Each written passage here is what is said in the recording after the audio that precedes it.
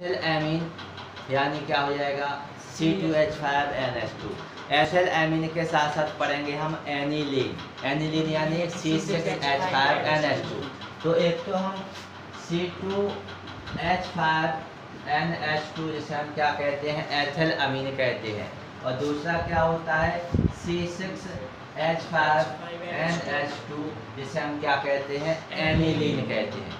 है दोनों ही प्राथमिक अमीन, ये एलिफेटिक के अंतर्गत और ये एरोमेटिक के अंतर्गत, लेकिन एलिफेटिक और एरोमेटिक अलग अलग होते हैं हाइड्रोकार्बन, तो इनके जो गुण होते हैं वो भी कैसे हो जाते हैं, परिवर्तित हो जाते हैं। तो सबसे पहले यहाँ पे हम इनकी गुणों के साथ क्या देखेंगे, तुलना देखेंगे। तो सबसे पहले आप देखेंगे इनकी विलेयता।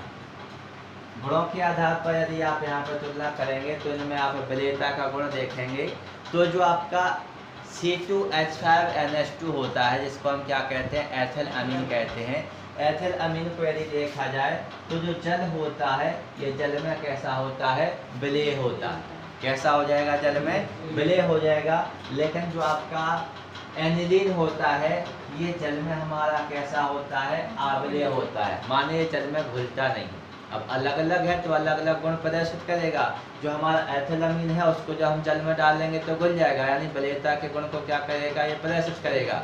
लेकिन जो हमारा एनिलीन होता है ये विलेयता के गुण को जल के साथ प्रदर्शित नहीं करता है। इसके बाद हम अगला गुण देखेंगे, तो अगले गुण में हमारा हो जाएगा इनकी, अब हम क्या देखेंगे, गंध देखेंगे। क्या देखेंगे, गंध। तो यहाँ पे अमोनिया जो आपकी होती है, जैसी गंध किसकी होती है, अमोनिया की होती है, ठीक उसी प्रकार की जो गंध होती है वो किसकी होती है, एथिल अमीन की होती है। किसकी होती है, एथिल अमीन। तो हम यहाँ पे सीधा कह सकते हैं कि यह अमोनिया के समान क्या करता है, गंध को प्रदर्शित करने का कार्य करता है। लेकिन जो हमारा बेंजीन वाला यानी एरोमेटिक होता है, तो इसकी जो गंध होती है ये किससे अलग होती है, NH3 से अलग होती है। माने ऐसा भी आप लिख सकते हैं कि अमोनिया के समान ये गंध को प्रदर्शित नहीं करता है, यानी इसकी जो गंध होती है वो विशिष्ट प्रकार की होती है, जो अमोनिया से कैसी होती है, अलग होती है, यानी भिन्न होती है। इसके बाद हमें देखना है लिटमस के साथ व्यवहार।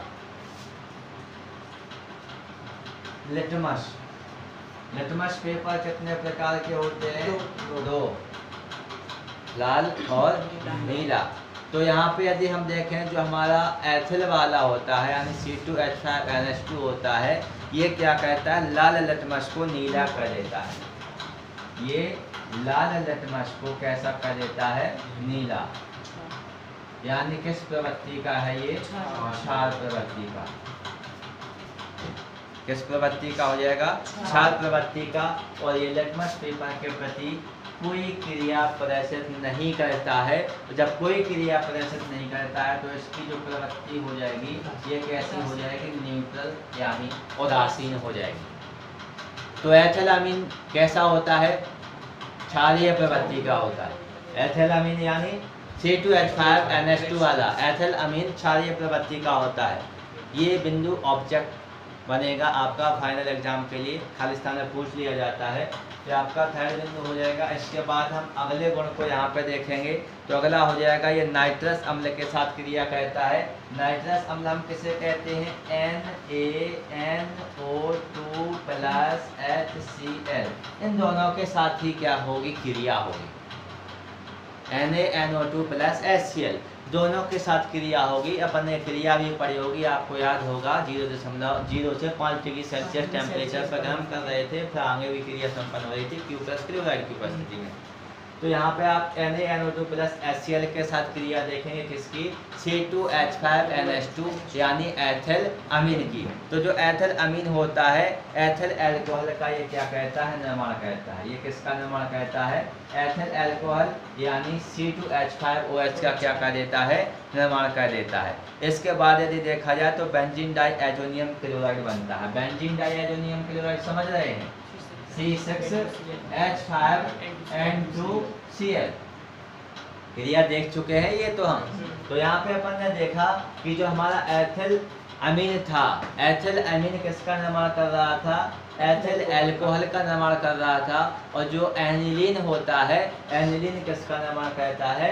बेंजीन डाइआइसोनियम क्लोराइड का निर्माण करता है। बेंजीन रिंग के ऊपर N2Cl यानी क्या हो जाएगा? बेंजीन डाइआइसोनियम क्लोराइड हो जाएगा। इसके पश्चात हम देखेंगे उपयुक्त विलयन प्लस बीटा नेप्थॉल को लेके चलेंगे। उपयुक्त विलयन माने जिस प्रकार के हमें विलयन की आवश्यकता होती है, उस विलयन को हम क्या कह सकते हैं? उपयुक्त विलयन कह सकते हैं। तो यहाँ पे हम लिखेंगे उपयुक्त विलयन ले रहे हैं। उपयुक्त विलयन के साथ साथ हम किसको ले रहे हैं? बीटा नेप्थॉल को ले रहे हैं। किसको ले रहे हैं? बीटा नेप्थॉल। अब उपयुक्त विलयन के साथ जब हम बीटा नेप्थॉल को मिलाते हैं और इसकी क्रिया किसके साथ की जाती है? एथिल एमीन के साथ की जाती है, यानी C2H5NH2 के साथ की जाती है। तो जो हमारा C2H5NH2 होता है, सही बोल रहे हैं, C2H5NH2 यानी ये है एलिफेटिक वाला। तो ये क्या करता है? किसी भी प्रकार की कोई भी अभिक्रिया को नहीं देता, यानी कोई क्रिया इसके साथ नहीं बनती है, कोई क्रिया नहीं होती है। जबकि हमारा एनिलीन जो होता है ये लाल रंग का रंजक देता है। किसका निर्माण करता है? ये लाल रंग के रंजक का निर्माण करता है। रंजक क्या कहलाते हैं भैया? जिन पदार्थों का उपयोग रंगने के लिए किया जाता है उन पदार्थों को हम क्या कहते हैं? रंजक कहते हैं। और जो पदार्थ रहेगा वो कैसा कर देगा? लाल रंग का होगा। इसका जो पदार्थ बनता है वो क्या होता है? हमारा लाल रंग का रंजक होता है। तो यहाँ पे अभी आपने देखा जो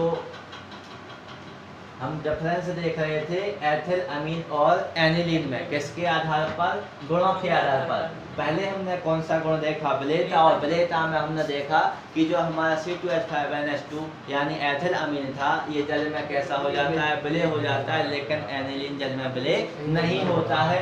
गंध एथिल अमीन की अमोनिया के समान गंध होती है, इसकी अमोनिया के समान गंध नहीं होती है। लिटमस पेपर को यदि देखा जाए तो जो एथिल अमीन होता है ये लाल लिटमस पेपर को नीला कर देता है, यानी इसकी जो प्रवृत्ति होती है ये किस प्रकार की होती है? क्षारीय प्रवृत्ति होती है। जबकि जो आपका एनिलीन होता है ये लिटमस पेपर के प्रति उदासीन होता है, कोई क्रिया नहीं करता है। तो किस प्रकृति का हो जाएगा? उदासीन प्रकृति का हो जाएगा। जब NaNO2 प्लस HCl यानी नाइट्रस अम्ल जो ये सोडियम नाइट्रस हो जाएगा, NaNO2 प्लस HCl के साथ क्रिया कराई जाती है तो यहाँ पर एथिल अल्कोहल का निर्माण होता है। और जो एनिलीन होता है ये किसका निर्माण करता है? बेंजीन डाइआइसोनियम क्लोराइड का निर्माण करता है। और जब हम उपयुक्त विलयन और बीटा नेप्थॉल की क्रिया एथिल अमीन के साथ कराते हैं तो इसके प्रति कोई व्यवहार ये प्रदर्शित नहीं करता है। जबकि एनिलीन जो होता है ये हमारे एक लाल रंग के रंजक का क्या करता है? निर्माण करता है।